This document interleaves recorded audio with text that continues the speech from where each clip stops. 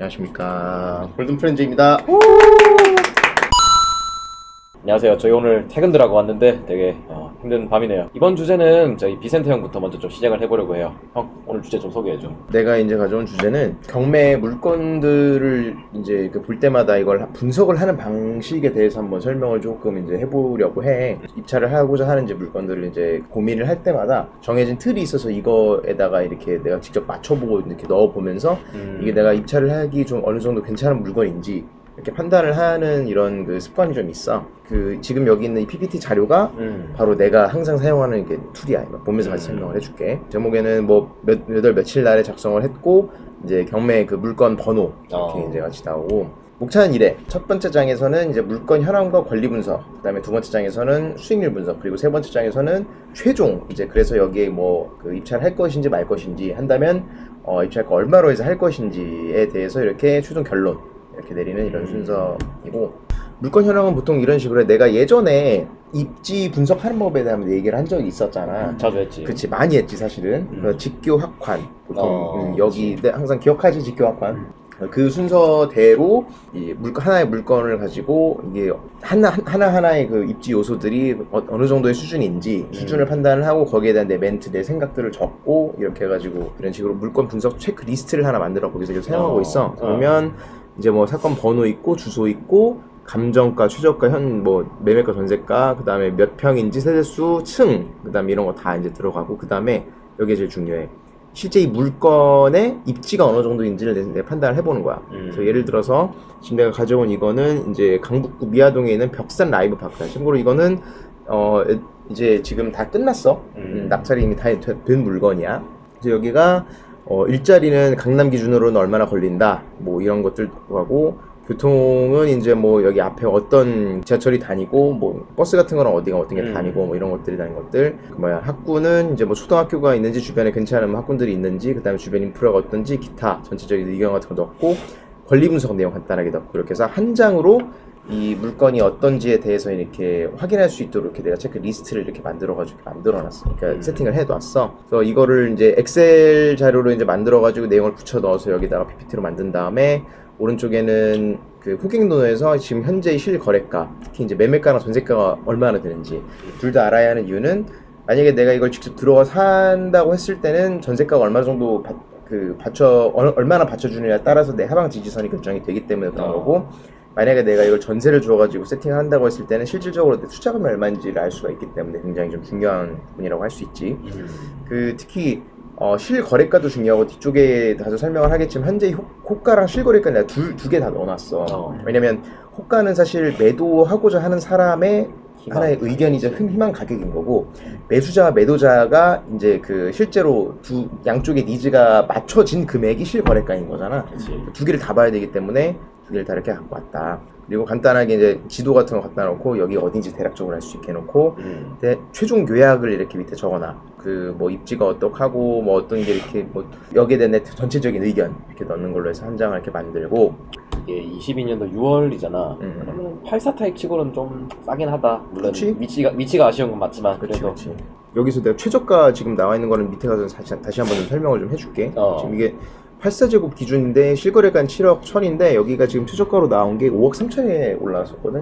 경매가 시작되는 그 입찰 금액이 1일 유찰이 됐기 때문에 5억 3천부터 시작이었어. 두 번째 장에서는 이제 권리 분석된 부분, 이게 가장 중요하잖아. 왜냐면 이걸 똑바로 안 보고 들어갔다가는 뭐 그 선순위 임차인이 있다거나 이렇게 했을 경우 우리가 좀 크게 뒤집어쓸 수가 있기 때문에, 권리 분석한 내용들, 등기부 요약 내용들, 이렇게 물건에 관련된 내용들을 갖다가 권리 분석한 내용들을 뒤쪽에 붙여갖고 이렇게 넣고, 이제 뭐 위험 사항이 없는 이런 물건이다, 아니면 뭐 임차인이 있는데 대항력이 없다, 이런 거에 대한 권리 분석 내용들을 또 이렇게 간단하게 넣어. 이런 것들은 보통 뭐 법원 가서 등록을 떼보는 경우도 있겠지만, 그 외 다른 경매 사이트들 같은데, 경매마당이나 이런 곳들에서 떼올 수 있는 경우가 있기 때문에 그렇게 해가지고 집어넣고, 이렇게 해서 넣고, 이 경매 사이트만 들어가 봐도 이런 것들에 대한 거 대략적으로 나오거든. 그래서 붙여놓고 내가 바로바로 이제 파악할 수 있게 이렇게 해놓고.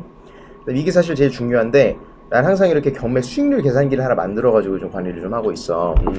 그러니까 이게 뭐냐면, 이렇게 그 엑셀화를 시켜놔가지고 내가 여기 노란색으로 칠이 된 부분에다가 내가 숫자만 집어넣으면 대략적으로 얼마 정도의 내가 금액에 입찰을 했을 때 실투자금이 얼마고 그 최종 수익금이 얼마고 이런 것들이 이제 좀 나올 수 있도록 내가 여기 세팅을 해 놓은 거야. 그래서 여기다가 뭐 평수 넣고, 평수를 넣는 이유는 평수에 따라서 이제 뭐 수리비라든지 아니면 여기 법무비라든지 이런 것들, 대출이자 이런 것들이 다 좀 계산이 되도록, 특히 수리비가 좀 계산이 되도록 이렇게 세팅을 미리 다 해 놓은 거고, 그 다음에 여기 감정가, 최저가, 현재 기준의 매매가와 전세가, 그리고 KB시세를 넣는 이유는 대출 때문이지. 내가 여기에다가 최종 입찰가를 입력을 했을 때 여기에서 자동으로 계산이 되게 돼 있어. 투자금은 얼마죠? 예를 들어 7, 8천 이렇게 되겠다. 내가 2억 6천에 썼을 때, 예를 들어 뭐 전세를 줬을 때 뭐 어느 정도 내가 실제 들어간 투자금이 얼마가 든다. 그 다음에 이거를 입찰 받아갖고 바로 현 매매가로 매매했을 때 총 그 최전의 수익금이 얼마다, 이런 것들에서 여기에다가 예를 들어 2억 6천이 들어갔잖아. 2억 6천이 아니라 2억 5천을 넣으면 그렇게 하면 3억. 실투자금이 3천 이렇게 되고, 2억 매매 7천을 넣었다.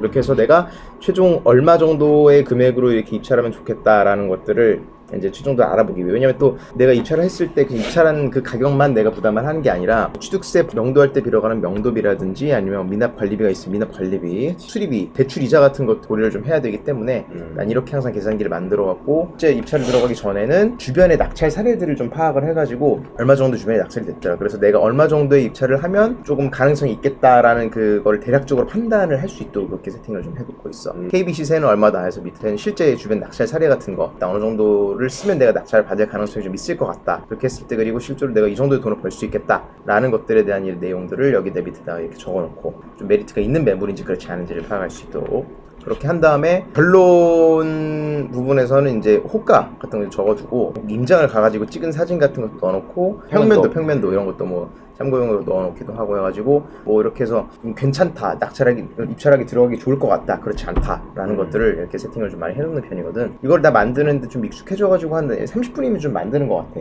이거를 기준으로 해서 항상 좀 여기 들어갈 만하다, 그렇지 않다라는 좀 판단하는 기준으로 많이 사용하고 있어. 나 질문. 얘기야. 어쩌다 보니 낙찰이 됐어. 그러면은 2개월 내에 매도를 목표로 하는 건가? 그거는 완전히 케이스 바이 케이스지.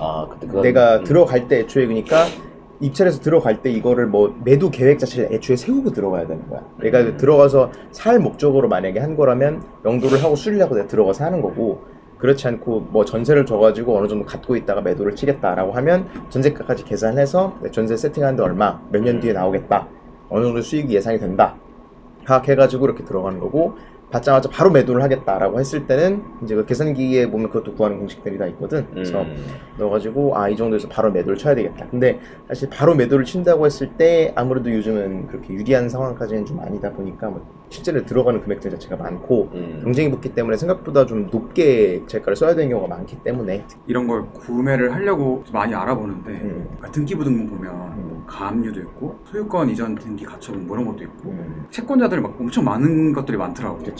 2천만 원 빌려줘도 막 법원에서 8천만 원으로 때리고 이러면 그런 거는 혹시 어떻게 분석? 권리 분석, 여기에 대해서 내가 다음번에 아주 자세하게 설명을 해볼게. 경매의 꽃이죠. 경매의 꽃이라고 할 수 있죠. 네. 그래서 그럼 일부러 한 거지? 나도 몰라가지고 맨날 2편 구독, 좋아요, 알림 설정까지.